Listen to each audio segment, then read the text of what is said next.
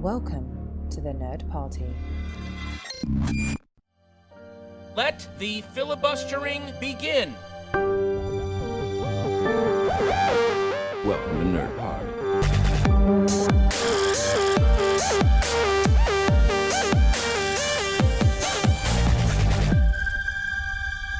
Hello and welcome to Filibuster here on the Nerd Party Network.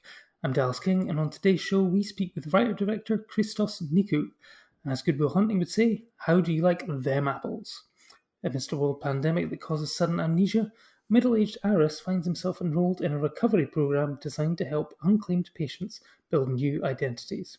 Now, I was lucky enough to see Apples at the 2020 Venice Film Festival, and it made a lasting impression.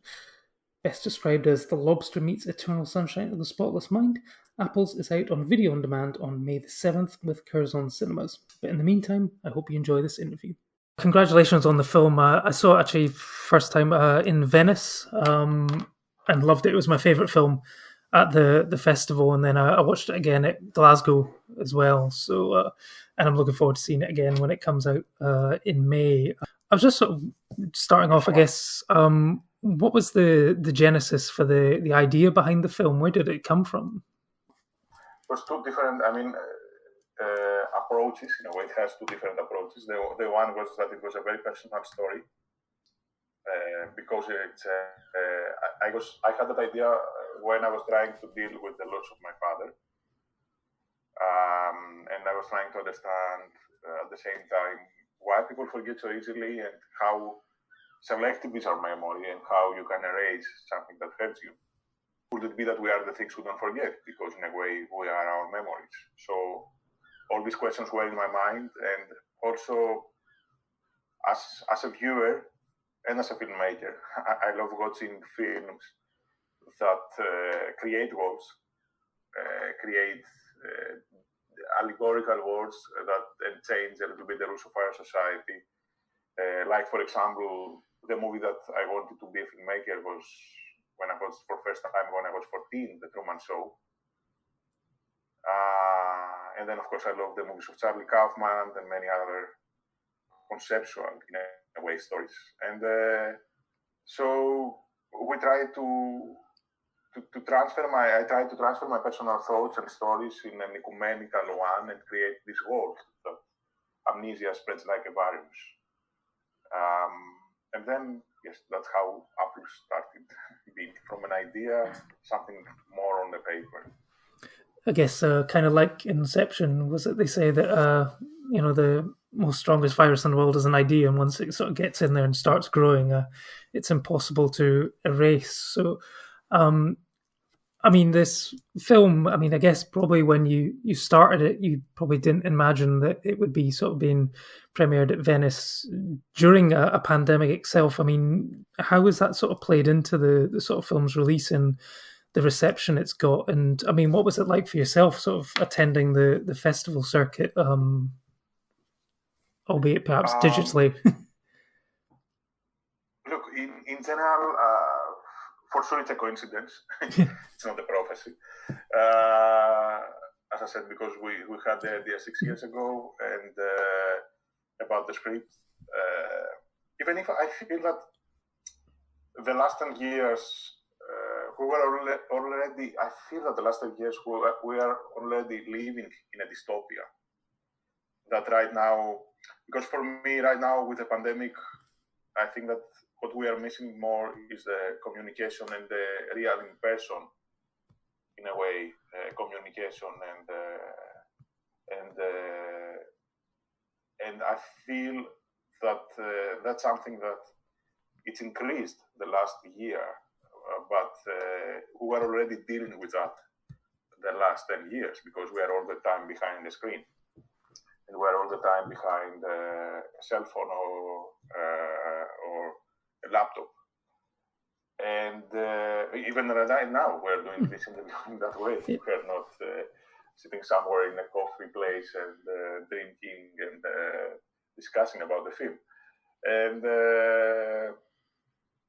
I hope, and I'm saying that for the pandemic, that I hope that at the end of the pandemic, this will stop and that people and everybody will return a little bit in something more normal. and we will start experience life again in a normal and different way. And for sure, for me, I hope that the movie will. I know that maybe will resonate easier right now to the audience because of the pandemic, and because there are elements in the film that are also recognizable right now, easier to the audience, like because in the film we are dealing with loneliness, with isolation, with loss, with uncertainty about the future. But from the other hand, I believe that the subject of memory is something timeless, and I hope that it's not a movie that works only on this time. And also in the movie we try to give an optimistic approach and an optimistic ending about how you can deal with the pandemic. And then about the festival circuit, for sure it wasn't exactly what I expected when we finished the film, but for me the most important is that the movie is traveling and that people can watch it and feel it and enjoy it. And that's the most important, because I'm also traveling with the film when the film travels, in a way. Yeah. I mean, what you said there about the sort of the digital aspect versus the sort of losing the sort of personal sort of connections and stuff. I know that with a lot of the tasks that the amnesiacs have to perform, it is very much about connecting with other people, and even the sort of technology they use is very sort of analog. You sort of like Leonard Shelby from Memento, sort of Polaroid camera and stuff like that.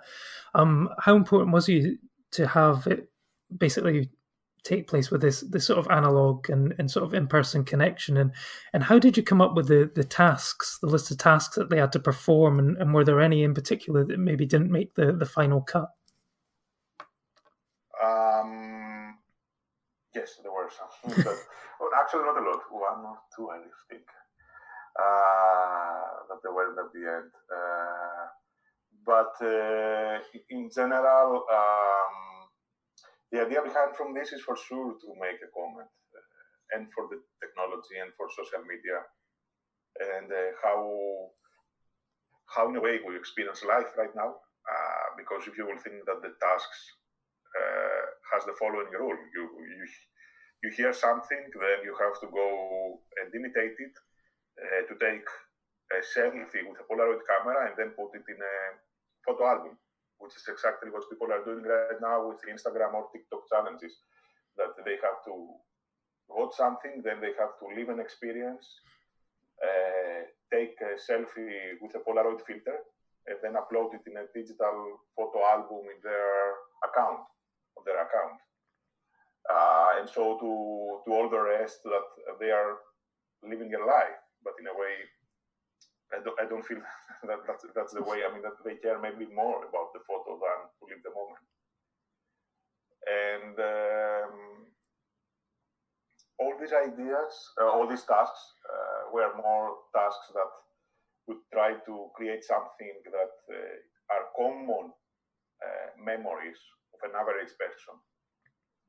For example, the first task that is to ride the bicycle is that, because when you will learn how to ride the bicycle, it's something that you will never forget. And it's something that is related with our childhood. And we try to create tasks that are, as I said, that are tasks of an average person, but also accidentally the doctors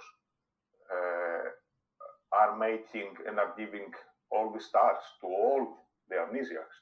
So accidentally they will create people with common memories.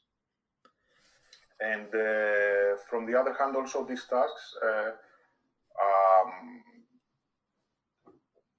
are made in a way in order to create a different emotion, because you have a different emotion when you crash a car. You have totally different emotion when you are watching a horror film, or when you are having a one-night stand, or when you are going to a costume party, or even when you are jumping from somewhere high, or even when you are dealing with a death.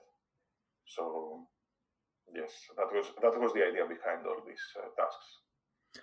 Okay, because one of the things I was fascinated by with the film is, you sort of touched upon it there, was the the fact that with everyone being given the same tasks, you have this sort of interesting concept of identity versus individuality, where they're sort of being put back into life. But if everyone's doing the same task, there is this danger, I guess, that everyone will eventually end up being the same, and everyone is losing that one, even if it's just one thing that makes them unique. And I find that quite an interesting sort of thing, where I guess, like you say, with all the social media challenges and stuff, where everyone's sort of doing the same thing, how long is it before we all end up becoming like a nation of sheep or something like that, where everyone is the same? I mean, do you feel that the world is going that way with sort of social media and stuff like that, or?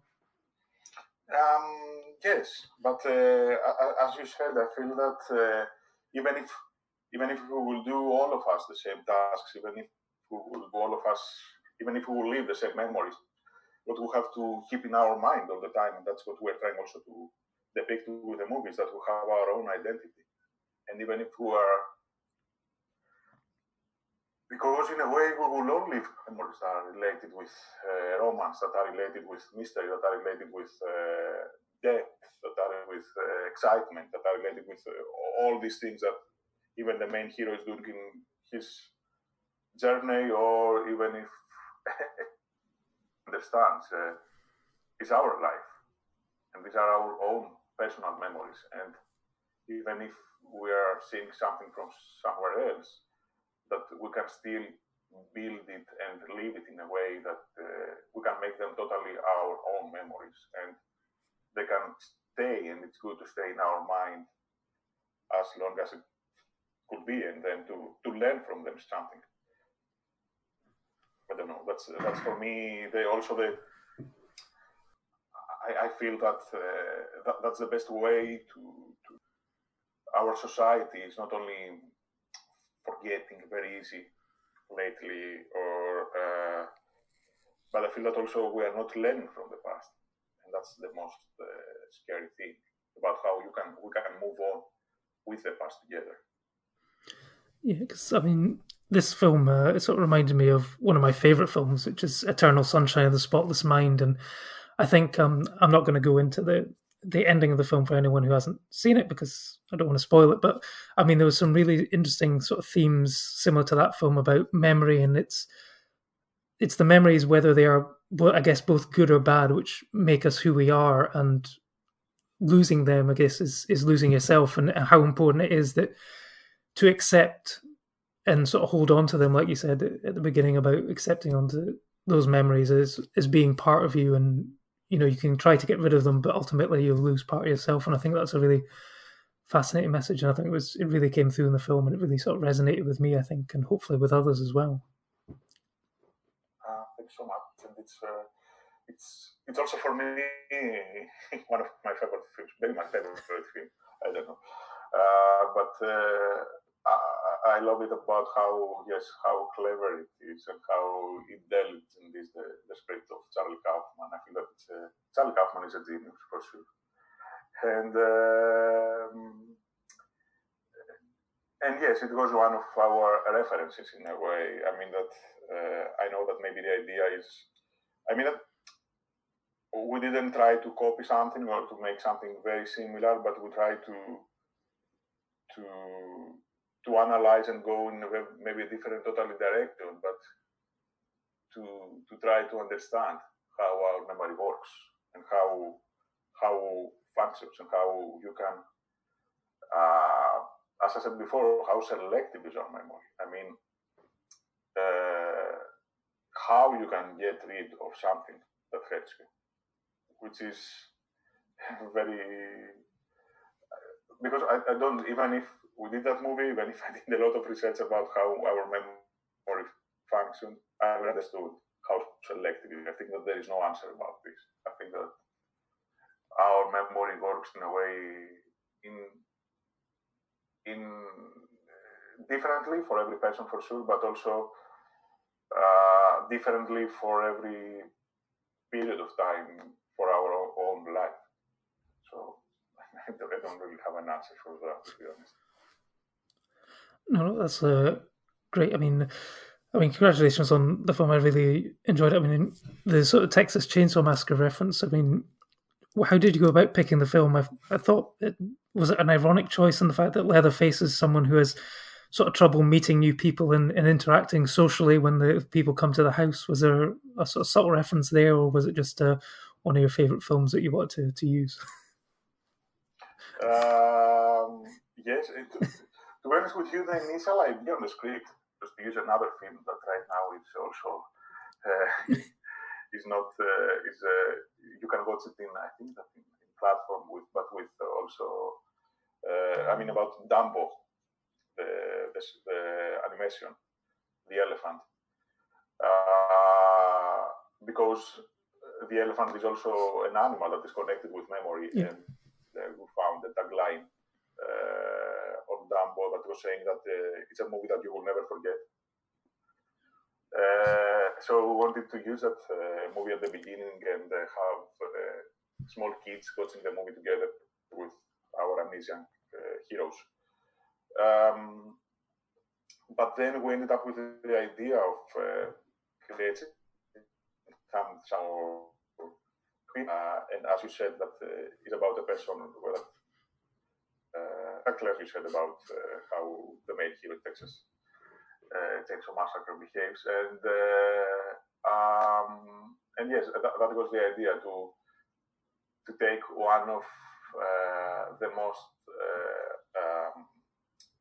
horror, the most scary films ever, and to try to make the amnesiacs to feel emotions through that.